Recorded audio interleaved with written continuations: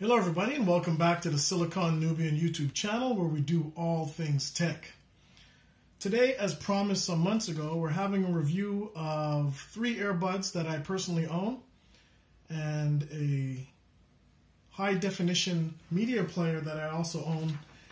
Very much into sound and sound quality. I spent a lot of time at the gym and I wanted a set of earbuds that would not only sound great but be very durable. So we're going to go over these 3. First, on the left, we have the Symphonize XTC earbud headphones, claim to fame, wood construction by company Symphonize. Nice braided cable. These retail for about $30 Canadian. Next to it, we have the Yamaha EPH30. Good lower middle range, probably lower range of Yamaha's line, lower to middle range, in-ear monitors. These retail for approximately $60 Canadian. And here we have the FiiO EX1. These are much different build than the other 2. It looks like it's an all aluminum or so housing. And these retail for approximately $100 to $115 Canadian. The device I've used to test all of these is the new FiiO X1 Mark II. It's the Edition 2 high definition media player. That's not a scratch on the glass, it's just on the screen protector. Difference from the original version, the Mark I, is it now adds Bluetooth support and a few other upgrades in terms of its DAC and whatnot. So let's go over the obvious differences amongst the 3 besides just price. One is construction. Can't say much about the XTC. It's constructed pretty well for the price, actually. The wood enclosures are supposed to mellow out the sound and whatnot. We'll go over the sound quality later. We have the Yamaha, which really are nicely appointed, look very nice. Construction quality feels a little flimsy. Much like the Symphonize, I suppose, but they've actually proven to be very good performers and quite durable. For those people who run or to go to the gym on a regular basis, these headphones do get tugged on a regular basis, and they're in your pocket and whatnot, so they have to be pretty durable. The FiiO EX1s are the best constructed, nice cabling. The construction of the actual earpiece is very good. Solid metal, gives a lot of confidence in it. Fit. The Symphonize basically squeeze into your ear. It comes with a very good kit, actually, of different rubber ear mounts that you can put on. And you just choose the one that's right for you, squeeze them in, enjoy the sound. The Yamaha is much the same, although their ear tips are formed a little bit differently, I find. And there again, you squeeze them in, enjoy the sound. The FiiO EX1s are a little bit different. While the actual sound delivery through this port goes in your ear canal, the round part fits snugly inside the outer portion of your ear, and makes for the mounting to be very good as well. And it once again, all 3 of these, it doesn't matter which one you choose or what in-ear monitor you choose to purchase, you have to be careful of fit. And all of them come with a number of accessories to accomplish that, different ear tips, sizes, hardnesses, and whatnot. In terms of sound quality, let's take a quick look at some of the specs. Taking a quick look at the specs, we first start with the Symphonize XTC.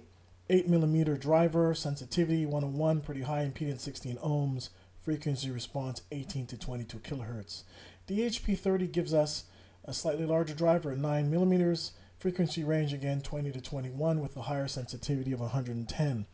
The FiiO EX1 gives us the 20 to 30 kilohertz frequency response, middling sensitivity of 102, impedance of 16 ohms. Specs with respect to audio mean almost nothing. Realistically, it's all about the sound quality. And if I were to rank these 1, 2, 3, as they're on the table, that's how they'd be ranked. The EX1 would come first, the EPH30 second, and the Symphonized Ecstasies would come last. I found the Symphonized Ecstasies to be very more bass heavy than the other two, but it's one thing to be bass heavy and it's another thing to actually have well-defined bass, which I think the Ecstasy does not. On its own, if you've never listened to the other two, you'll probably be happy with the Ecstasy. But immediately, coming from a lot of audio exposure, which I've had, I found that the highs were muted, and the highs that were there weren't very accurate. They fell off very quickly. There wasn't that much glimmer and shine to them. And the bass initially seemed like it went very low, but realistically the extension was just average, and I found the bass to be somewhat thick and muddy. Okay, the EPH 30s. These are a pleasant surprise. I found the sound to be lively, in particular when compared to the Symphonized Ecstasies. I found the highs to be extended, not rolled off. In terms of bass, it's probably the most bass shy of the three on the table, but I would not consider it to be bass shy overall. It has a nice, lively presentation. It's not as three-dimensional as, let's say, the FiiO, or as depth of sound as the FiiO. Let's just call it that instead of three-dimensional. But the more I listened to it, the more I appreciated, in particular for the price, what it was giving me, presenting me with respect to the sound quality. The FiiO EX1, these are fantastic for the price. Yes, they do cost more. Are they 4 times better than the Symphonized Ecstasies? Yes, in my opinion. Are they worth $100 while these are barely $30? Yes. Is there a jump? Do you find the difference in sound quality between them at $100, $110 versus the EPH 30s? Yes. Much more balanced sound, very nicely extended highs. The bass is there. It doesn't slam you in the face. It's not a bass-heavy presentation. It's a more natural presentation. There is a slight amount of V-shape in the frequency spectrum, as in many in-ear monitors, but it's subtle, and it's not overpowering. After a number of hours of listening, I've had at least 100 hours on each, I can tell you that the FiiO stands head and shoulders over the two, but the distance between it and the EHP30 is not as great as the distance between them and the Symphonized, which I could not really enjoy after listening to the other two set of in-ear monitors. In terms of fit, it's very close. I would actually rate them as well. This is where things get a little touchy. Everybody's ears are different, and what I say now may not be the same for you and your setup. I found in terms of fit, not coming out of your ear and whatnot, I found that the Yamahas actually fit very close on par with the FiiO in terms of not coming out of your ear. But the Yamahas have something about them which really cuts that down, and that is that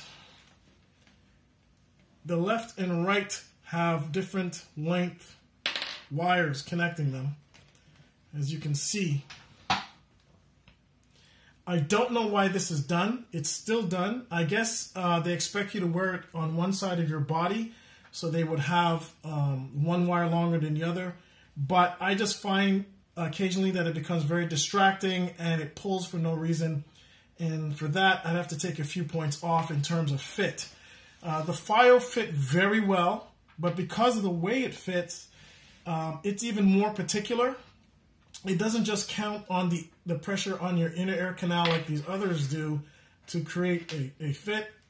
It also goes snugly into the inner portion, the outer portion, sorry, of your ear. And this would be the outside of your ear, and this would sit on the inside.